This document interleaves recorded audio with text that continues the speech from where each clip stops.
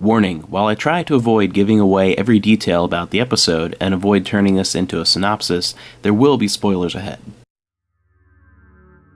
The Orville's third episode, About a Girl, is a wonderful, intelligent, sensitive story that artfully combines humor with difficult current social issues in a way that doesn't disarm the drama of the situation, but makes dealing with the topic less uncomfortable.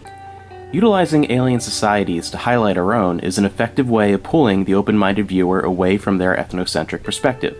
This is something Star Trek has typically done extremely well. I was genuinely surprised to find the Orville honoring that tradition so gracefully within only 3 episodes.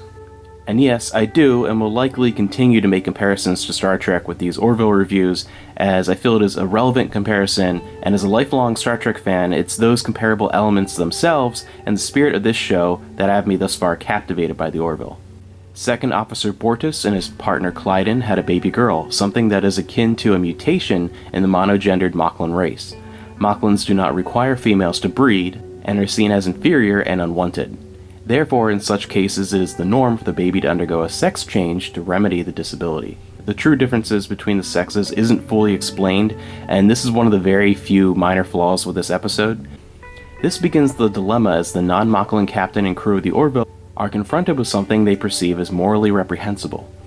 The interactions with the rest of the crew, especially the boxing match between Alara and Bortus, loved that, as they try to dissuade the parents from their decision to maintain tradition and struggle with their own questions of how to comprehend and respect another culture's beliefs when those beliefs come into conflict with their own, are humorous and well done.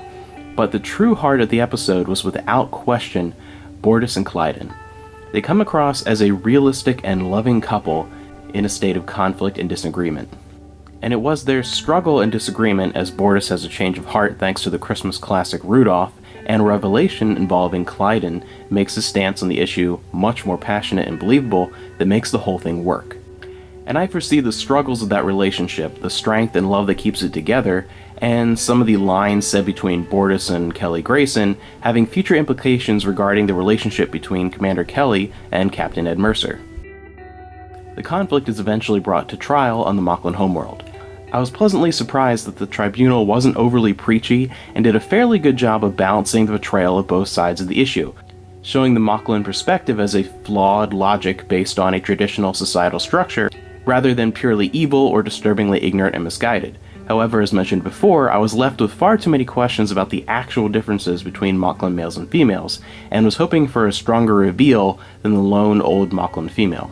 While she proved that it was possible for females to make a positive and influential contribution to society, it was more a message of that individual rather than females as a whole. It got some of its message across, but wasn't quite as strong as I was hoping it was going to be.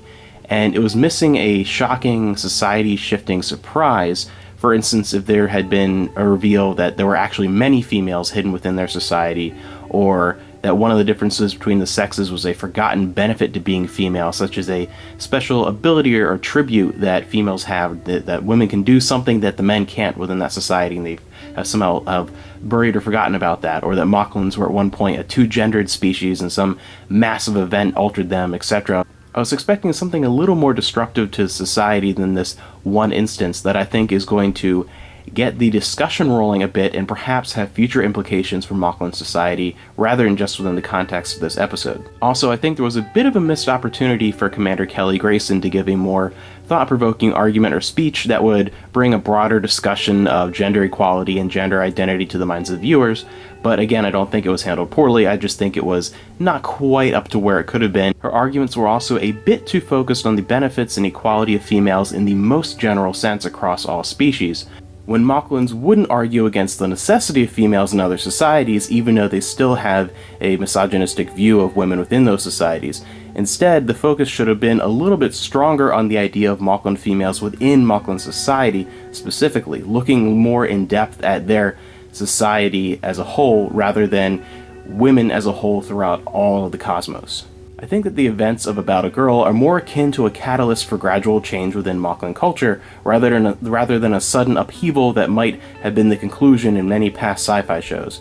Rather than getting the stereotypical happy ending that I was fully expecting, I was astonished by the far more realistic ending and the emotional impact it created.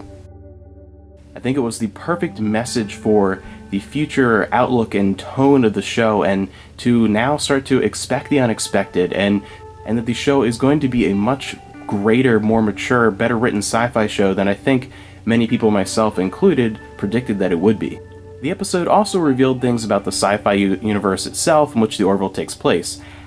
As in the previous 2 episodes, one of the many cultures seen throughout the show is fleshed out a bit more, in this case the Moclans, and the puzzle pieces of this universe slowly set into place.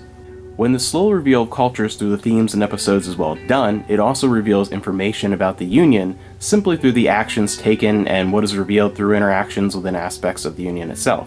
For instance, the Union does not seem to ascribe to cultural pluralism, but expects a degree of conformity to the cultural mores of the majority. This is true in some extent in Star Trek as well, but the Union, with the obvious comparison to the Federation, seems to be an even more Earth-centric, akin to the original series, rather than later incarnations of Trek. There seems to be less cultural integration, more of a system of mutual cooperation between worlds with some cultural diffusion, with small numbers of cross-species participation in the Union fleet, while each culture, or so it would seem so far into the show, maintains its own separate spacefaring fleet. The question in my mind at this early point, is the Orville representative of an Earth and therefore a human fleet that happens to have officers serving from other societies, or is the Union fleet more representative of a joint effort from all that happens to have an Earth-centric command structure? Overall, All About a Girl is imperfect in its execution, but approaches its themes with an unexpected maturity while avoiding ham-fisted sci-fi cliches with an increasingly likable ensemble cast. It has a sense of humor that is current, pop culture influenced without sacrificing future relevancy, and restrained enough to add needed respites of levity without overpowering the drama. Overall, the episode had a genuine heart and was well crafted. Far too many current shows leave my wife and I saying the equivalent of, "That was entertaining," and turning off the TV. But this week's episode of The Orville left us thinking and talking about it, both within the context of the episode itself and the topics it presented at large. And that is a sign of good television. As someone who grew up with reruns of the original series, Star Trek Next Generation, and everything thereafter, The Orville feels like it shares the same spirit of those shows in another form, but is different enough and frankly good enough to stand on its own as well. As a sci-fi fan, I say bravo. As a Star Trek fan, I say, it feels like I'm home again.